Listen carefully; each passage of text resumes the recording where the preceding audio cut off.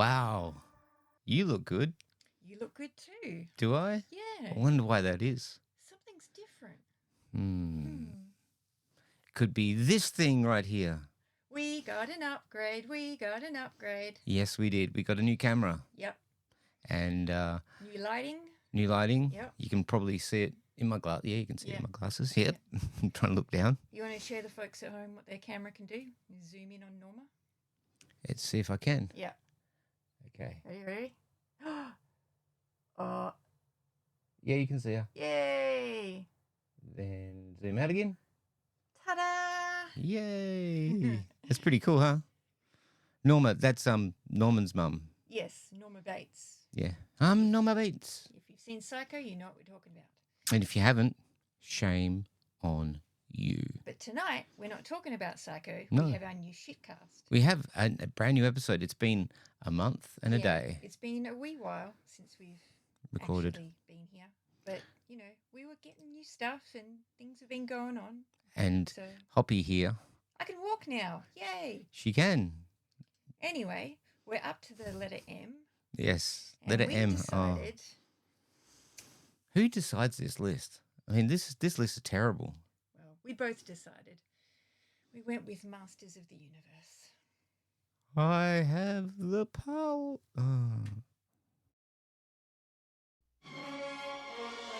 At the far end of the universe, there is a planet ruled by a being of utter evil.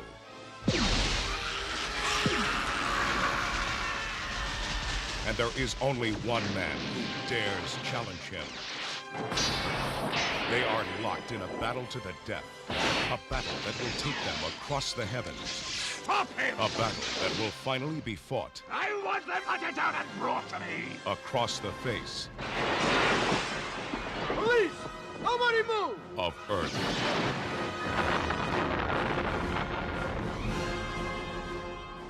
I think I'm gonna need some backup. Can you show us the way? Of course. No.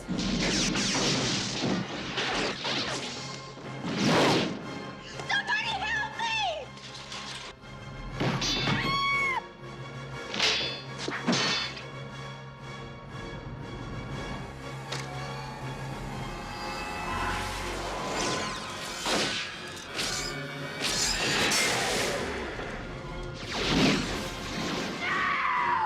Julie! From a distant galaxy, they have come to Earth. Dolph Lundgren as He-Man, Frank Langella as Skeletor. Only they have the powers to be masters of the universe. Live the adventure.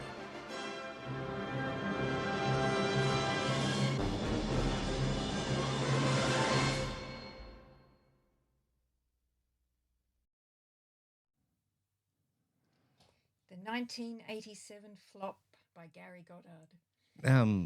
And produced by Canon Canon. Yeah. and a Golden Globus film. Yeah, it was Cannon's last movie, actually, because the lack of money that was made from this movie caused the company to tank. That and Superman 4, which was pretty much being made at the same time. This movie had a budget of $22 million and it made $17 million. I mean, I look at $22 million films, like nowadays, even 2024, $22 million films, and they're made so well. There And are really good horror movies that are made for $22 million. there's good horror movies made for 10, Yeah, 5, and that's today. This is $22 million in 1987. which would have been $100 million of today's money. So this movie should have been Good. good. It should have been good. It certainly should have been a lot better than it was. It's not good. Yes. I only watched this film for the first time last year, and it was under much duress. I've actually seen this movie probably 20 times. I watched it a lot when I was a kid. It was one of those VHSs that we got out of the video store a lot. We knew it was a crap movie, but it's one of those crap movies that was also entertaining. So we watched it an awful lot. And there are some good things to to say about. Not many good Ah. things, but there are some good things to say about this movie. Actually, there are. One thing I actually like is the fact that they've got a Van Halen drum kit in it.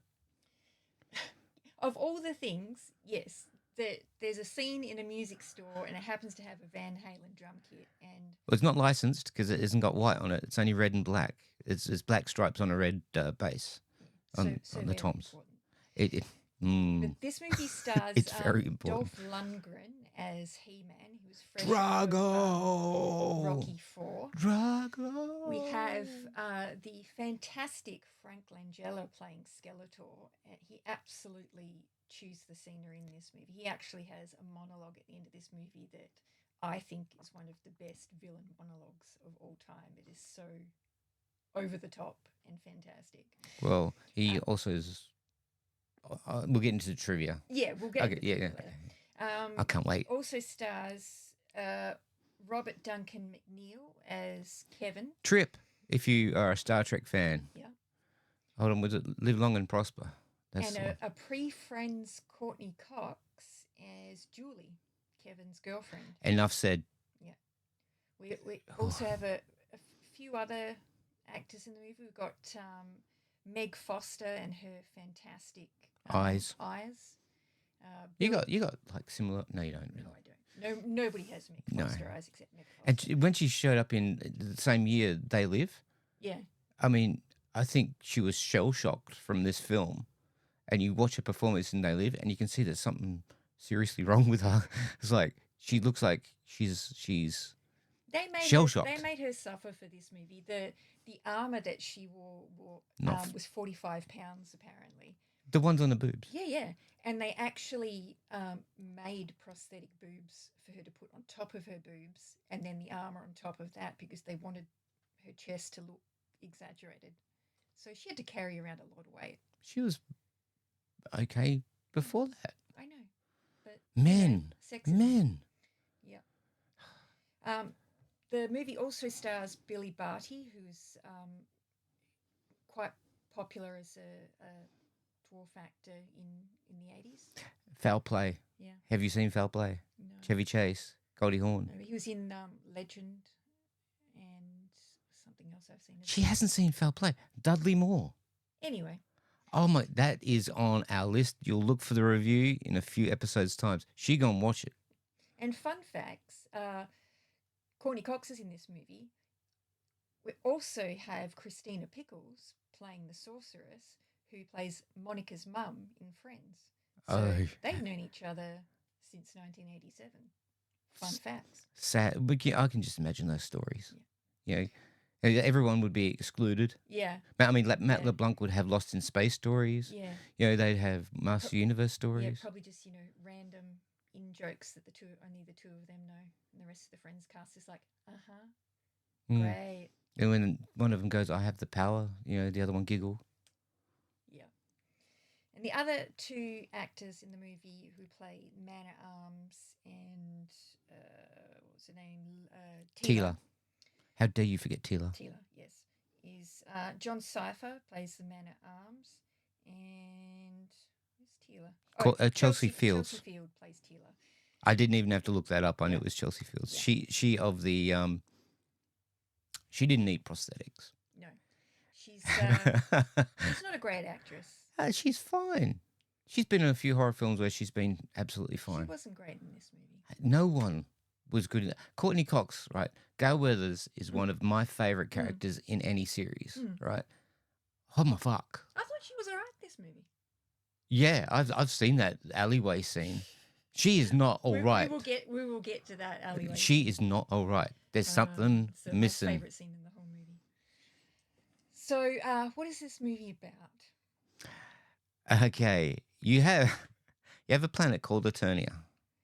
Now, in Eternia, there is forces of good and evil. Now, good is represented by the sorceress, and she basically inhabits Castle Grayskull.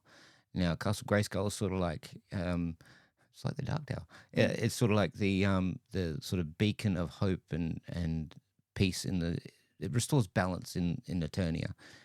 But if Skeletor can actually get her out of there, harness that and power harness that power, he'll become the master of the universe. Now, what stops him from being the every time is He-Man. Now, He-Man, played by Dolph Lundgren, is they don't go into this in the movie. No, they really don't. He-Man is by day Prince Adam, Mm-hmm. who is like a prince who is basically a fop that everyone just underestimates and thinks is a fool. Mm-hmm. And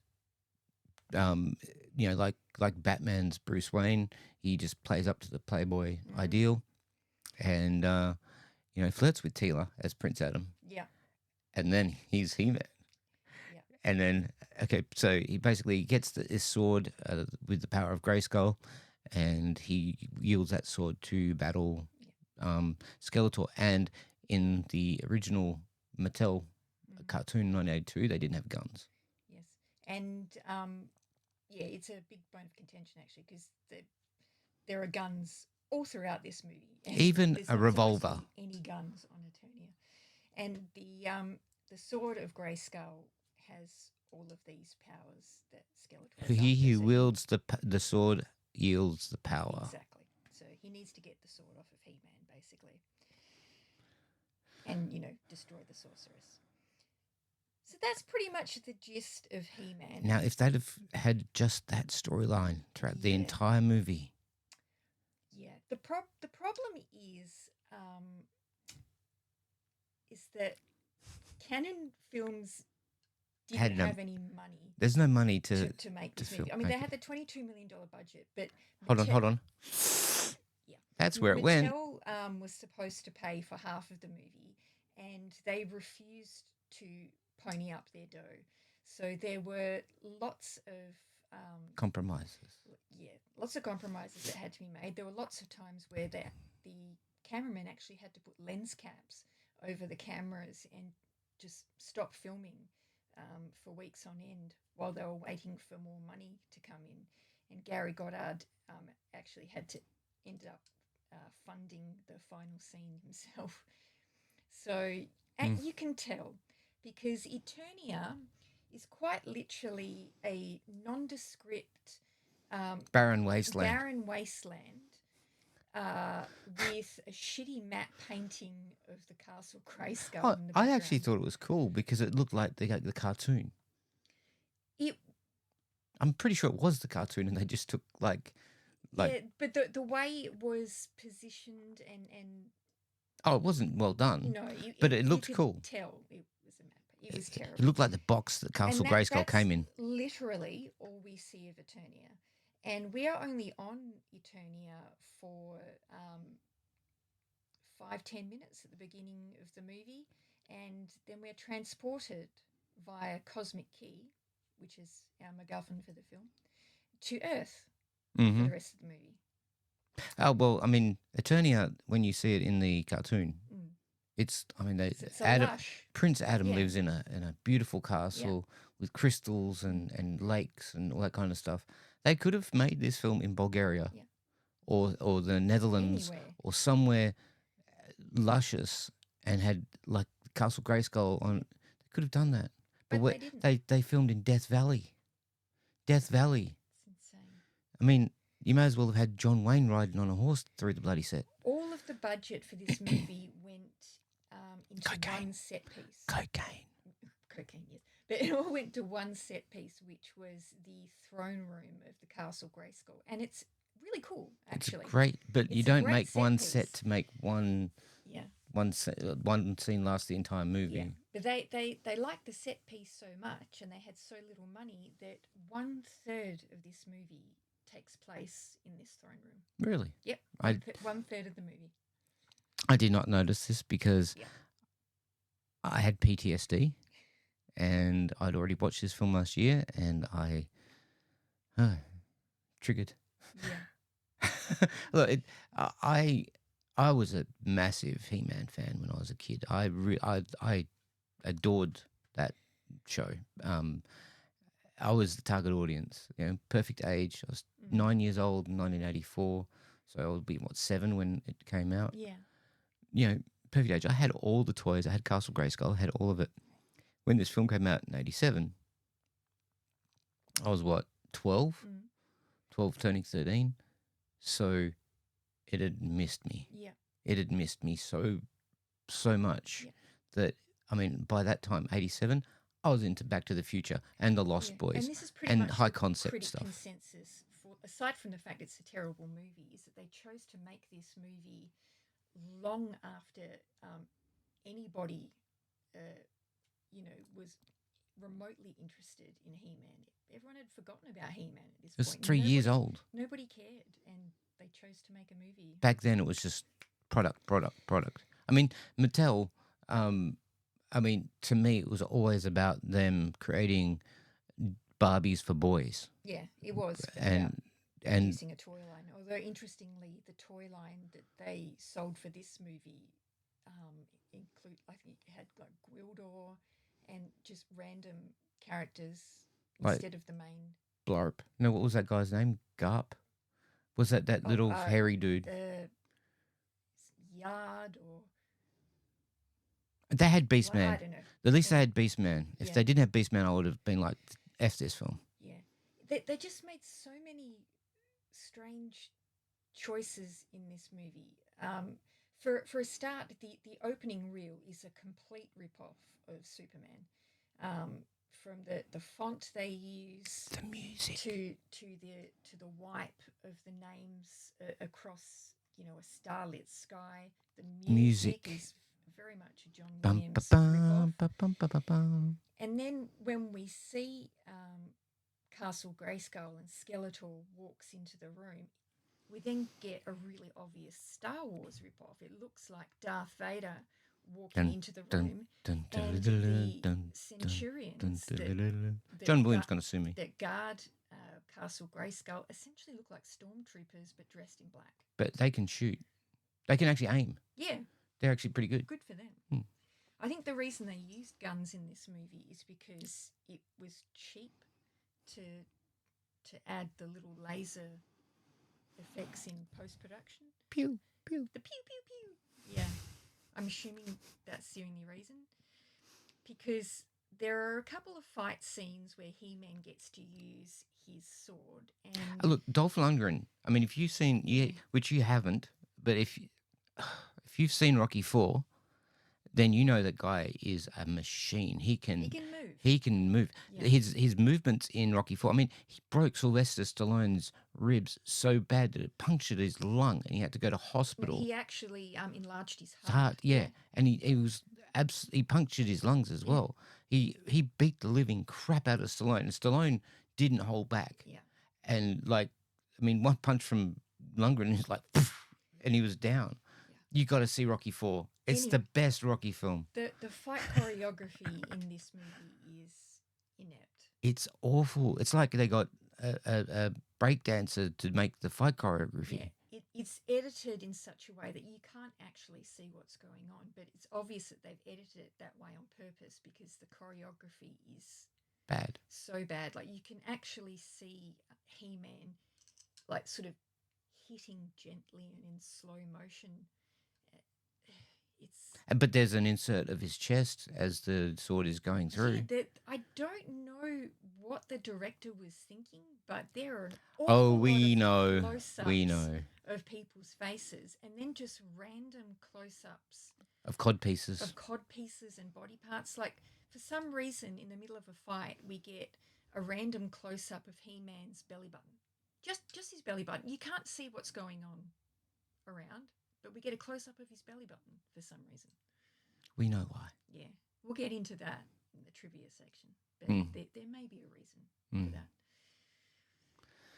It doesn't work, is the point. It's Yes. very, very bad.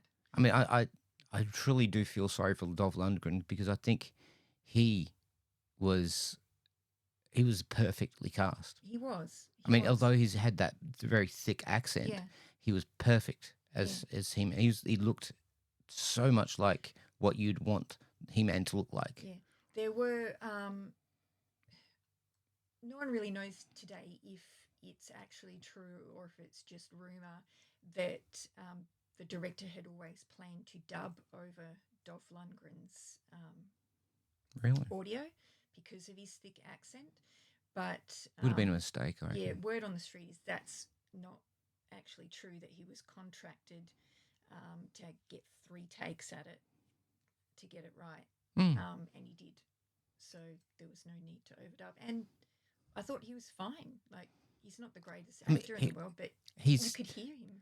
Okay, he's perfectly fine. better than Schwarzenegger in Yeah, a lot of yeah. his early movies. Yeah, true. Like, he was quite articulate. There was no problem understanding him whatsoever. Yeah.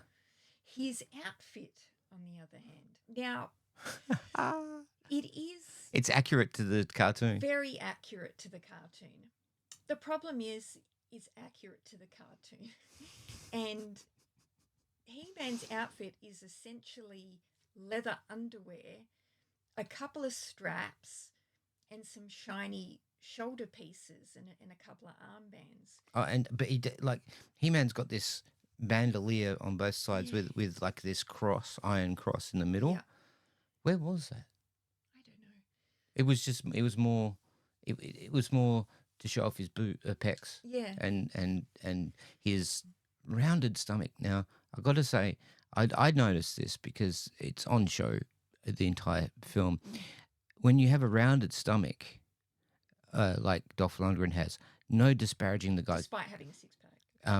I love Dolph Lundgren. I think he's fantastic because, Rocky IV fan.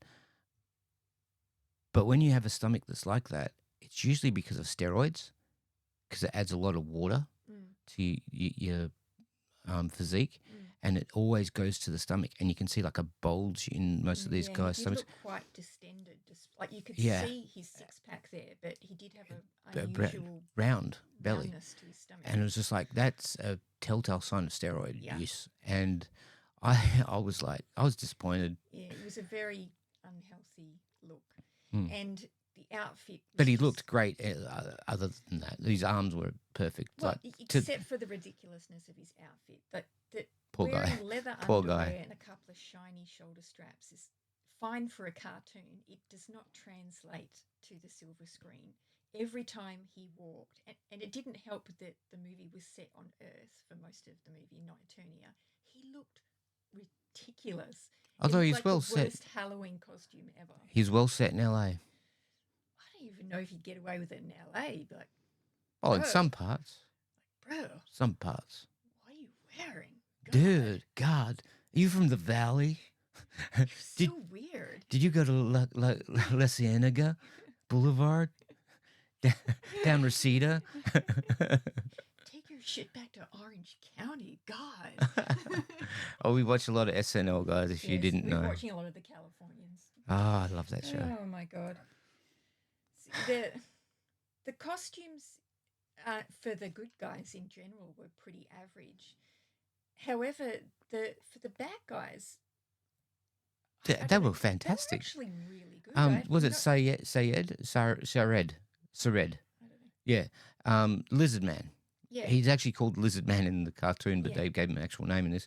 He had some gills that were like Yeah, and like pulsating and kind stuff. of like a toad when it Yeah. breathes and its neck goes out and in. They did that. It looked It's a fantastic. Awesome practical effect. I was like, man, they spent some money on these Yeah. costumes. And the little Gorm dude, the one with the hair looks like a little werewolf. yeah. He looked great. Beastman actually looked pretty good Yeah. too. And Skeletor was fantastic. It did look as like a well. bit of a Halloween mask When you see it on VHS, you don't notice, but now that it's in HD. in HD, you can actually see Who's the idiots to watch it in mesh HD? that's in his nose.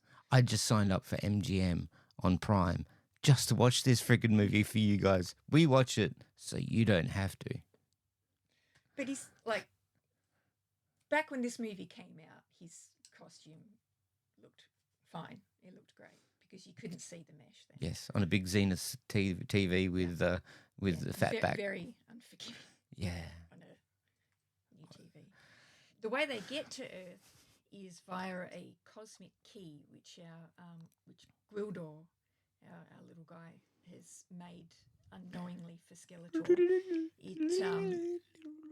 It's basically a interstellar traveling Synthesizer. but looks and sounds like a synthesizer. It's actually probably the coolest thing about the movie. It's very creative. As far as concepts go, Yeah. MacGuffins go, Yeah. I actually think when Gwildor actually says in the film to the boy, what's his name? Kevin. He says, Kevin, the universe is all music. Music, yeah. And I just went, yes. Yeah. It was It's very cool. actually true though. Music is the universal language. Yeah. And in every culture there is music. Yeah. Every single culture. Because they get to Earth Even on Eternia. via a series of tones. And Ominous tones. yeah, when they have an issue getting back to Earth because they need to find the exact tones that got them there to get back home, and they don't know the cosmic key ends up getting wiped of its tones over the course of the movie, and they can't figure out how to get home. So that's Masters of the Universe. It's I fell asleep at the very end when they looked at the little crystal. Yeah. Actually, was really literally fell asleep right there. I don't blame you. This movie As you can tell, I'm tired. I'm yawning. Absolute shambles. It's a schmozzle. Yeah, I can see why it didn't make any money. You can very much tell that it had no budget and that there were huge budget issues throughout the movie. Oh dear. Who is this movie for, though? Is it for anybody? It's for the fans that grew up on He-Man at the wrong time. I don't even think it's for them, because the fans who grew up with He-Man would be mad at this movie because it doesn't have half the characters that are in Oh, I'm He-Man. mad at this movie. But it's for the Wrecking the Van Halen drum kit. It's not set on Eternia, so there's nothing to remind you of the original He-Man. I think this movie is probably just for people who enjoy watching movies that are so bad they're good. I don't Like for people who go to see late night Rocky Horror. or The Room, that kind of crowd would probably get a kick out of this movie. I don't even think it's for them. I actually honestly think it's for the executives that needed to justify their cocaine habits. Yeah, maybe. Pretty much for them. Even though it destroyed canon films. I mean, if this film was made by Warner's and it was nowadays, they would have written this film off as a tax write-off like they did Batgirl and Acme versus Looney Tunes. Have we got any trivia about this movie? Oh, do we have trivia? Yeah. Do we have trivia, honey? There's one little tidbit. What do you call it? Post-mortem sort of a denouement, which is sad. Yeah. It's sad. Yeah. It's sad that this with the information we know now.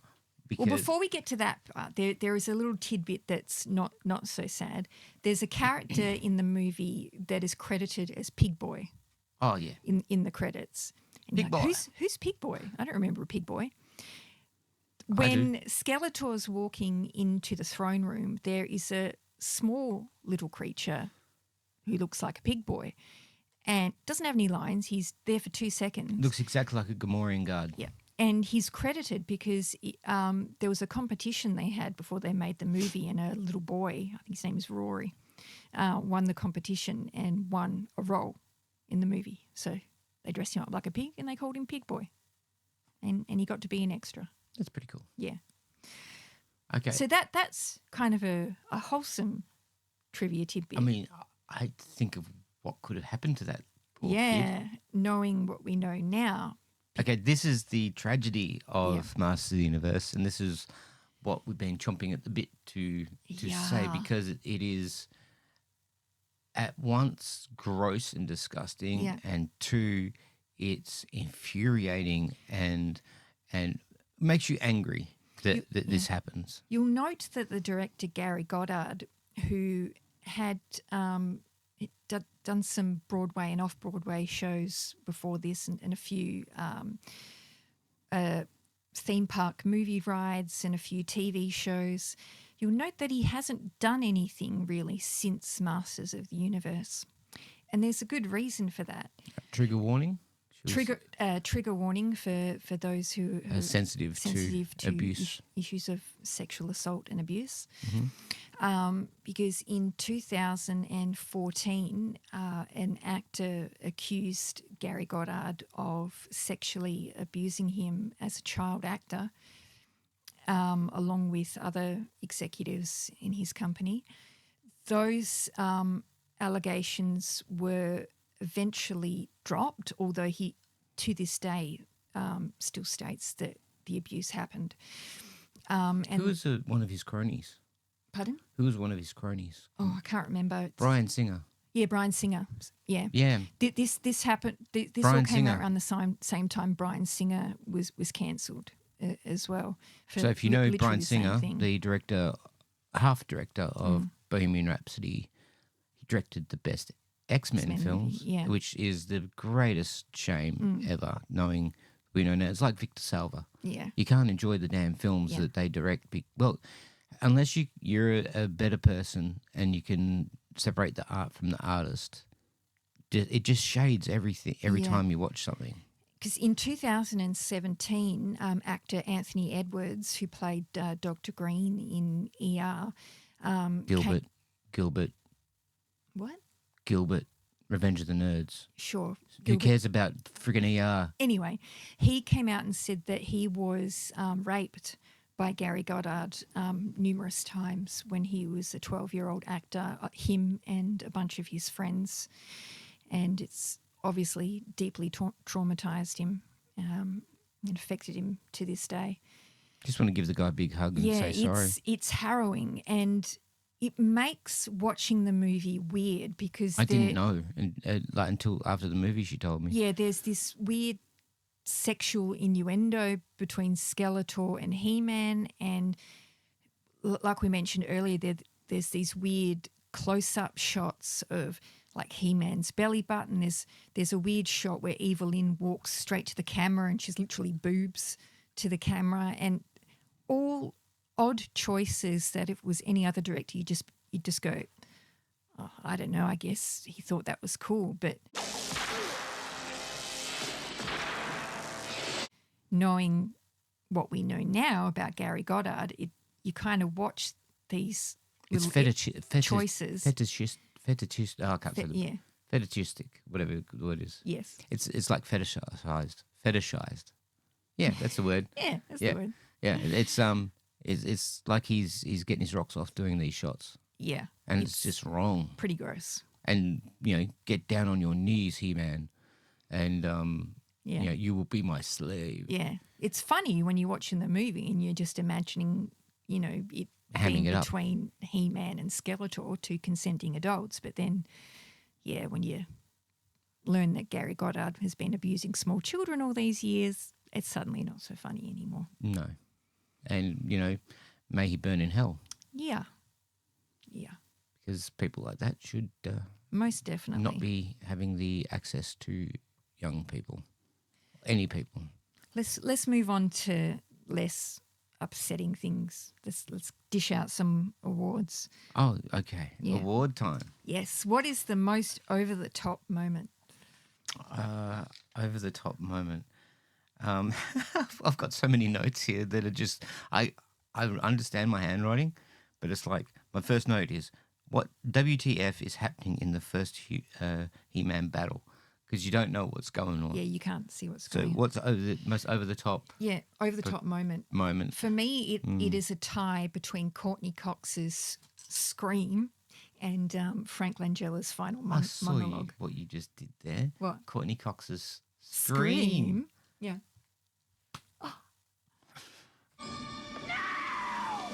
It's a good scream. It's a good scream. The most over the top moment. I mean, I really want to enjoy "I Have the Power," because that's like Yeah. every young boy's Yeah. thing about He-Man is like lifting up a sword and saying, Yeah. "I have the power." I suppose that's the most over the top moment, Yeah, it doesn't really work in this movie, does it? It's kind of because it's a throwaway. It's Yeah. almost a throwaway, and it's like it literally pinges on that one line.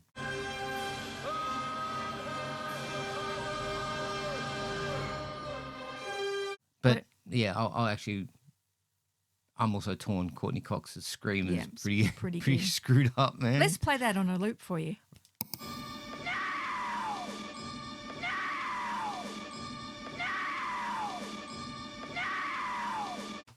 You're welcome. Sorry. Not sorry.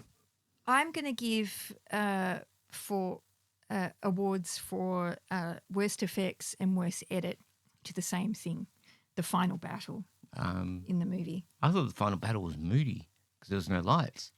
It was moody. I thought it should have been moody because there were no lights. I thought it was absolutely ridiculous. In some ways, I think like Gary Goddard would say to himself, without lights, I can make it as cool as the end scene in Return of the Jedi between Luke and Darth. Except it's not. It's not, because they actually had lights, very purposely put around lights.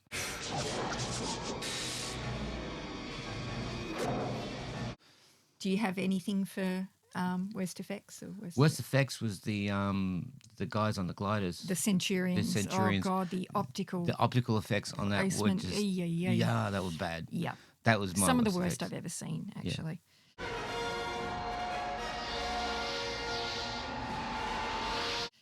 What about worst edit?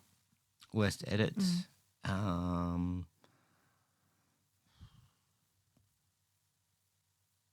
Is when I saw the Van Halen drum kit got destroyed over and over again.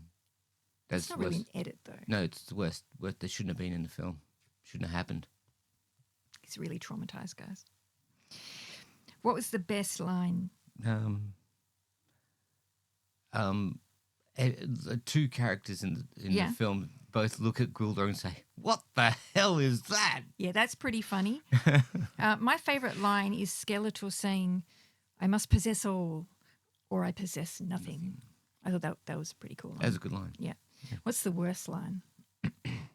My worst line was when Tila is in the back room at the music store and she decides that the men need some help in the battle, and she comes out and she says, "I can see we need a woman's touch," and pew, pew, pew, she shoots a couple of guys, sits back down, turns to them and goes, "Woman at arms." Oh, for fuck's sake. Because Man-at-Arms is her dad. She's woman at arms. It's cringe. It is cringe. Very It's cringe. 80s feminism. Yeah. Woman at arms. Mega cringe. My worst. Mm-hmm. Courtney Cox at the grave. Yeah. And she goes, "We were supposed to go to the beach that day. Instead, I went and saw you, Kevin." Yeah. That was Jesus Yeah. Christ. Basically, Oh, Jesus Christ. her parents died because She didn't want to go to the beach. She wanted to go to the and beach. she wanted to go see Kevin. she wanted to be with her boyfriend. You don't understand. See, we're all supposed to go to the beach that day. But I said I had to study because I wanted to spend the day with you. So what do we give this movie out of 10?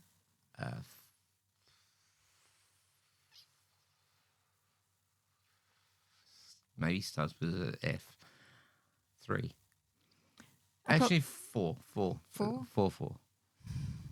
Because it has some redeeming qualities. It's not the worst film I've ever seen, and it's not written by Akiva Goldsman. Yeah. I'd probably give it a 4 as well. It's very poorly put together, but Frank Langella is so good as He's Skeletor. actually the reason why there's 4. Yeah, he elevates the movie way beyond where it would have been if they'd had someone else play Skeletor. Look, I'll watch this again. Like, I know I will actually watch this again. So there you go. So So 4. it's not that bad. So 4 is not a death knell. Yeah, 4 is for Frank Langella. Yeah. but you can It's not as bad as Superman 4. definitely see why it was critically panned and didn't make much money. Not even Very on video. unfortunate Not even on circumstance. video. No, it actually got a bit more of a following when it came out on VHS. Would sort have of- made more money. Yeah, it became a bit of a cult classic then because parents started renting it out at the video store for their kids, and kids liked the movie. Because the problem is, by the time they made this movie, the original fans of He-Man weren't kids anymore. They were young adults, teenagers or young adults. So they weren't really interested in a kids movie. So it was a whole new generation of kids. So basically, kids of your age. Yeah, kids of my age. And I did enjoy the movie when my mum rented it out on VHS. I thought it was good fun. Years later, I realised how terrible it is, but it's still good fun. Just shows that you had no taste back when you were a child. No. I've watched a lot of bad movies growing up. I mean, I stayed away from. It's really weird. It must be the 1987 curse because I stayed away from this, Superman 4, and Jaws of Revenge for most of my life. And I only saw Jaws of Revenge this year. I saw Master Universe for the first time last year, and I saw Superman 4 for the first time about 3 years ago. Yeah, all thanks to me. Yeah. And see, when I was growing up, I didn't see Jaws of Revenge. I saw that only once, but I did see Masters of the Universe a lot, and I saw Superman 4 on repeat sometimes when I was a kid. I remember watching that movie and then putting it on and watching it again. Yeah, I had no taste. Back to the Future, The Lost Boys, good films. But on that note, Return of the Jedi, Empire Strikes Back, The Exorcist. we shall say goodnight. Shall we? We shall. Okay. Good night. We've done everything. Yeah. Oh my God. Yeah. This is a long one. Woo. And we look so pretty. Excuse my lupus flare, everyone. Yeah. I suffer. And she didn't put concealer on me this time. Apparently it's my fault. Yeah. I might edit that out. Anyway, so from me, if you're on Eternia, which is a barren planet, stay hydrated. And remember, leggings are not pants. Even if you're He-Man and you're wearing leather underwear, leggings are not pants. But you said that he should have had pants on, so I said pants, not leggings. Same pants. thing. Same thing. Same thing. Because they're not pants. They are pants.